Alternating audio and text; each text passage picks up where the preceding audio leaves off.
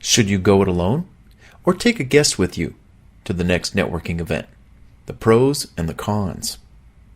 Well, attending networking events alone. What are the pros? Well, you can navigate freely throughout the event without concern for the person that might have accompanied you to the event.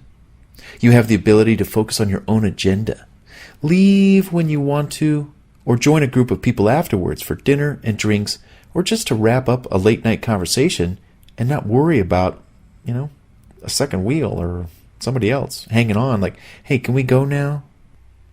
Attending networking events alone. The cons. Well, the cons include not having that edge to walk up to people individually or in a group, or the visual appearance of being in a social mood to attract others to walk up to you and meet you because you're already with someone. Hey, come on, yeah, let's go talk to some people. There's that energy. Sometimes it's easier to introduce yourself to strangers when you've got a friend with you by your side to offset everyone's nervousness. Going solo can also make people feel a little uncomfortable sometimes, somewhat shy, or intimidating because they're all alone. Gosh, do I walk up and talk to them? Going with others to networking events, the pros. You can generate a lot of interest in meeting other people when there is a group going on that appears to be having fun, is talkative, and genuinely interested in the meeting of other people at the event. Talk about shared energies. It's as easy as, hey, what's your name? Yeah, these are my friends here, Gail and John. They're into media and seminar sales training. What do you do?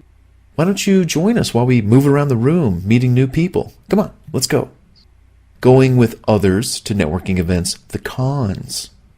When you arrive in a group, it can be challenging to leave the group to network if you are more of a soloist and not so dependent on the crowd to support your meeting new people.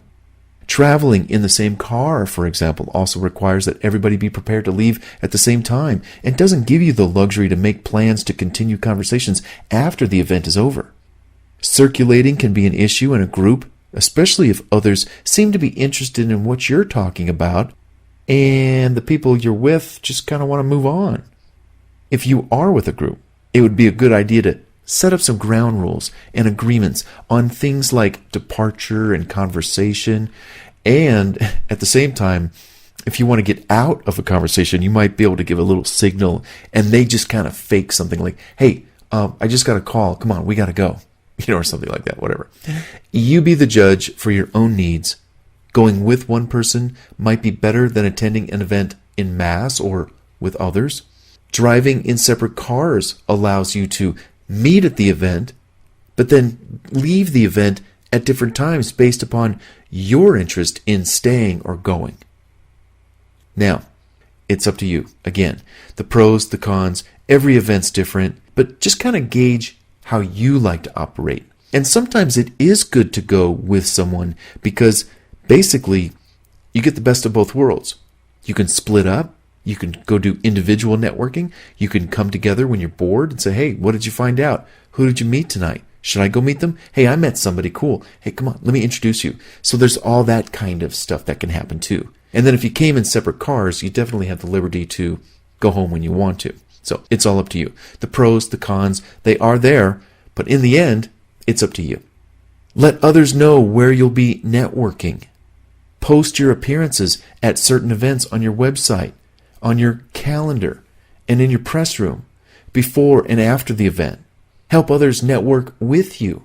Take the pressure off them by inviting them to come along. Then introduce them to others and watch your network grow. Small things that are useful. You're going to want chapstick because you'll be doing a lot of talking. Mints, gum, change, a mini toothbrush, and toothpaste. Check out toothsoap.com, toothsoap.com. An electric shaver for the guys, makeup kit for the girls. Hey, wet ones, sanitation lotion.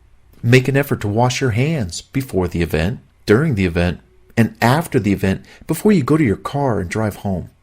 Or keep sanitation lotion in your car so that you can clean your hands from all that handshaking.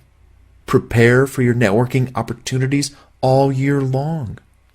When it comes to preparation, it would be helpful to know which networking events you plan to attend. Can you calendar them that far out? You can try. Choose from a selection of national conventions, annual conventions, trade shows, and expos in your industry or competing industries. Some events charge an admission fee, while others are free. Well, for those that charge the admission fee that's pretty high, you've got all year to save up.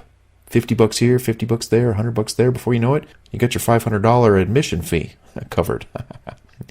This would also probably be a good time for you to set up a budget for your networking activities. Know your budget, plan for it, have a little savings account for it. Who knows?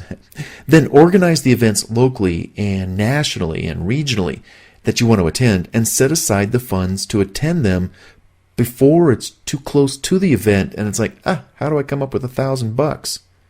Many events require you to pay in advance, and sometimes they have early bird specials for doing so. Take advantage of them. Most networking events are also tax deductible because they're business related. Save your receipts, document them for your taxes, etc. Check with your accountant for details. Having a detailed budget helps you to think strategically about the types of events that you want to attend and which ones would serve you best. Next, plan to attend at least 1 to 3 networking events locally. Seize the opportunity to get to know people in your community and the companies and services available to you and your business. Particularly at the local level, you will have many chances to work with others by supporting their endeavors. There will be many moments for you to shine, join local organizations, and become an active participant in your area. Networking events can also include seminars, workshops, classes, and other learning events where you might meet other people. Again, plan your networking events out over a year so you can budget for them.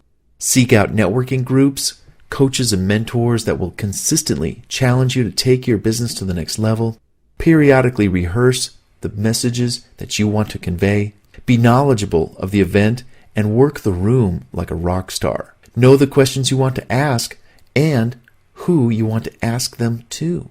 Determine how you will follow up with your new contacts. Then make an assessment for each event that you attend to determine which ones most met your expectations and which ones did not. And tally up all the mistakes you make networking so you can prepare not to make them the next go around.